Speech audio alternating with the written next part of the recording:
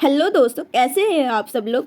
आज मैं आप लोगों के लिए लाई हूँ एक कॉमेडी जापानीज ड्रामा। यहाँ पर दिखाया जाता है कैसे एक हाई स्कूल गर्ल को उसी के क्लास टीचर से प्यार हो जाता है और वो क्या क्या कांड करती है। तो दोस्तों चलिए ड्रामा को शुरू करते हैं।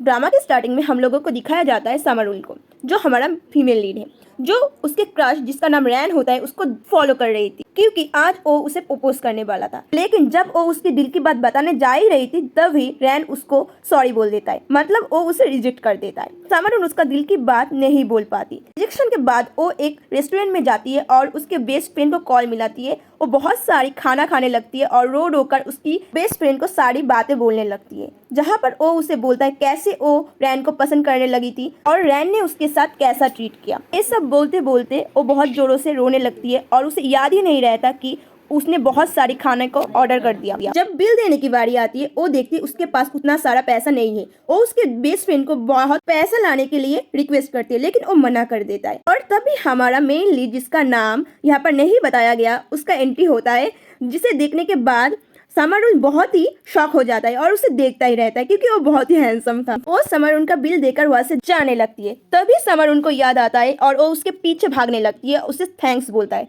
वो उसे रोकने की बहुत कोशिश कर रहा था लेकिन वो नहीं रुका। देन वो उसके फ्रेंड को बोलता है कि उसे प्यार हो गया, उसे वो लड़का बहुत पसंद था। उसके फ्रेंड तो सर ही पकड़ लेता है उसके बातें सुनने के बाद। देन हमें नेक्स्ट डे स्कूल में दिखाया जाता है, जहाँ पर समरुल उसी लड़के रैन को हेलो बोलता है और उसके डेस्क पर जाता है, जहाँ पर उसकी और एक फ्रेंड कोटाको आती है और उसके सर पे उसका लंच बॉक्स देकर मरती है। लंच बॉक्स देने के बाद कोटाको अपनी सीट पे चला जाता है और उसे टीच करने लगती है, क्योंकि रैन ने कल ही उसे रिजेक्ट कर दिया। उसे देखने के बाद वो उसके बेस्ट फ्रेंड आउची के पास जाकर रोने लगती है और बहुत ही फनी सीन क्रिएट होता है। देन वहाँ पर हमारा मेन लीड का एंट्री होता है, जिसका नाम योशिटाको हिरोमित्सु है और समरुल का क्लास टीचर होता है। उसे देखने के बाद समरुल पूरा ही शॉक्ड हो जाता है, क्योंकि वो उसका न्यू क्लास टीचर था। समरुल हिरोमित्सु को बोलता है कि तुम वही लड़के हो ना जो कल रात को मेरी हेल्प किए थे। हिरोमित्सु कुछ भी नहीं कहता और उसे डांट कर बिठा देता है। आउची समरुल को बोलता है ए वही लड़का है ना। समरुल बोलता है हाँ वही है। देन वो इमेजिनेशन करने लगता है उसके क्लास टीचर उसका बॉयफ्रेंड बनेगा और वो बहुत ही मुस्कुराने लगता है। उसी वक्त हिरोमित्सु क्लास खत्म करके चला जाता है। नेक्स्ट हमें दिखाया जाता है हिरोमित्सु को स्कूल के रूम में बैठा हुआ था, तभी कोटाको, आउची और समरुल वहाँ पर आते हैं और आउची ने उसे बताने लगता है कि समरुल बहुत ही प्रॉब्लम में है, क्योंकि वो बहुत क्यूट है, सुंदर भी है, लेकिन उसे अभी तक कोई भी बॉयफ्रेंड नहीं मिला, तो उसे अब क्या करने चाहिए। हिरोमित्सु समरुल को आस्क करता है उसे क्यों बॉयफ्रेंड चाहिए। तब समरुल उसे बोलता है कि उसे कुछ चीजें पूरे करने हैं जीवन में, जैसे कि लव, किस। तब ही हिरोमित्सु उसको एक पेपर देता है जहाँ पर कुछ लिखा हुआ था। उसे देखने के बाद समरुल बहुत ही गुस्सा हो जाता है, उसे उल्टा सीधा बोलकर वहां से निकल जाता है उसके दोस्तों के साथ। देन हमें क्लास का सीन दिखाया जाता है, जहाँ पर समरुल और उसके दोनों फ्रेंड मिलकर बातें करने लगते हैं। तभी वो उसका लॉकर खोलता है और वहाँ पर एक चिट्ठी मिलती है, जो कि था लव लेटर, जिसे देखने के बाद वो तो पागलों की तरह हंसने लगती है। देन हमें लव लेटर को दिखाया जाता है, जहाँ पर लिखा हुआ था कि स्कूल के बाद आकर हमें फाउंटेन के पास मिलना और मैं तुम्हें कुछ बताना चाहती हूँ।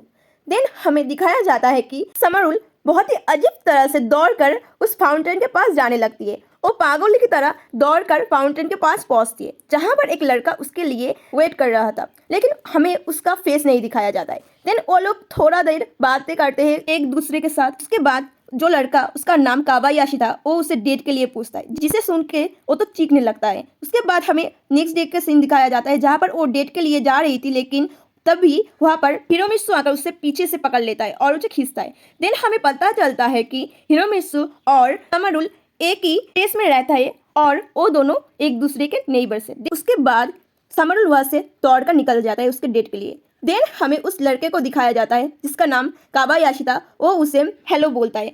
वो दोनों बहुत जगह पर जाते हैं, जैसे कि कैरियोके में जाकर बहुत सारे गाने गाते हैं, एक दूसरे के साथ बहुत ही मस्ती करते हैं। रेस्टोरेंट में जाकर कावायाशी उसको अपने हाथों से खिलाने लगता है और फोटोज भी खींचते हैं। लेकिन समरुल को कहीं पर कुछ भी फीलिंग्स नहीं आ रहा था कावायाशी पर।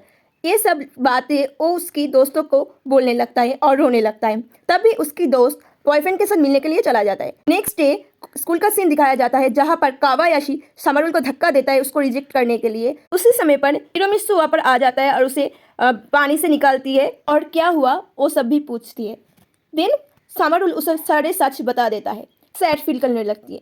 तब हिरोमित्सु उसके पास आती है और उसे समझाती है कि प्यार वैसी चीज नहीं है जैसे तुम समझ रही हो। प्यार करना बहुत ही मुश्किल चीज है। जो सुनकर समरुल का तो दिल ही टूट जाता है और वो रोने लगती है, जो कि हिरोमित्सु भी देख लेता है। हिरोमित्सु से रोने के लिए मना करता है, लेकिन समरुल तो उस पे ही भड़क जाती है।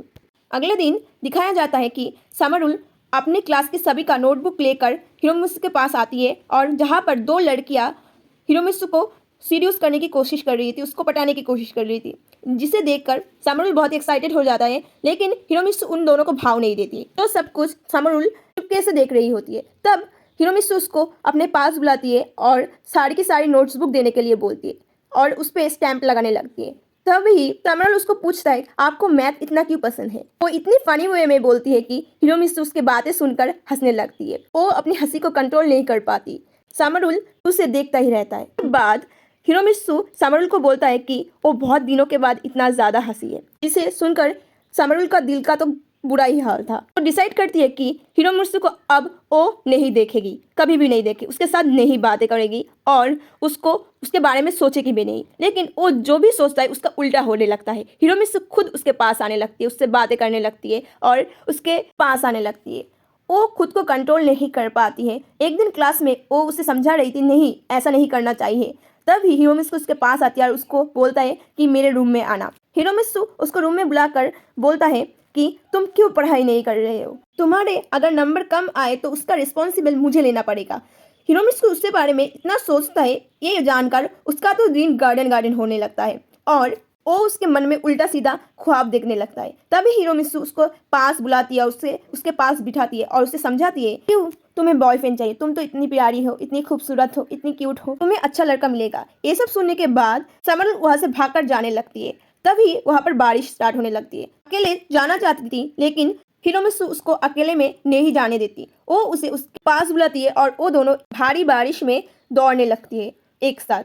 यहाँ पर एक रोमांटिक मोमेंट क्रिएट होता है जो कि बहुत ही सुंदर था। समरुल खुद को कंट्रोल नहीं कर पाती, वो जस्ट हिरोमित्सु को देखते ही जा रहा था। वो खुद को कंट्रोल नहीं कर पाती, वो जस्ट उसे देखते ही जा रहा था और देखते ही जा रहा था, क्योंकि वो बहुत हैंडसम लग रहा था। वो उसके मन को कंट्रोल नहीं कर पाती, उसका मन पूरा ही हिरोमित्सु पर बिगल जाता है। देन उसे गाड़ी में देखते हैं, जो कि प्यार भरी नज़रों से हिरोमित्सु को देखता आ रहा था, जहाँ पर उसका घर आ जाता है और वो घर पे चला जाता है। लेकिन जब वो घर का दरवाज़ा नॉक करती है, घर पे कोई भी नहीं होता, क्योंकि उसका मॉम घर पर नहीं होता था। देन हिरोमित्सु उसको अपने घर पर लेकर आती है और अपने ड्राइंग रूम में उसको बिठाती है, जहाँ पर बैठकर समरुल बहुत ही गलत चीज़ें सोच रही थी। उसी टाइम पर वहाँ पर हिरोमित्सु चेंज करने के बाद आती है, जहाँ पर उन दोनों के बीच बातें होने लगती है। समरुल कुछ चीज़ें को हाथ लगाने लगती है हिरोमित्सु की। तभी वहाँ पर हिरोमित्सु बहुत ही करीब आकर समरुल को बोलता है लोगों की चीज़ें ऐसे नहीं छूते किसी के घर पर आकर। तो दोस्तों, अगर आपको मेरी एक्सप्लेनेशन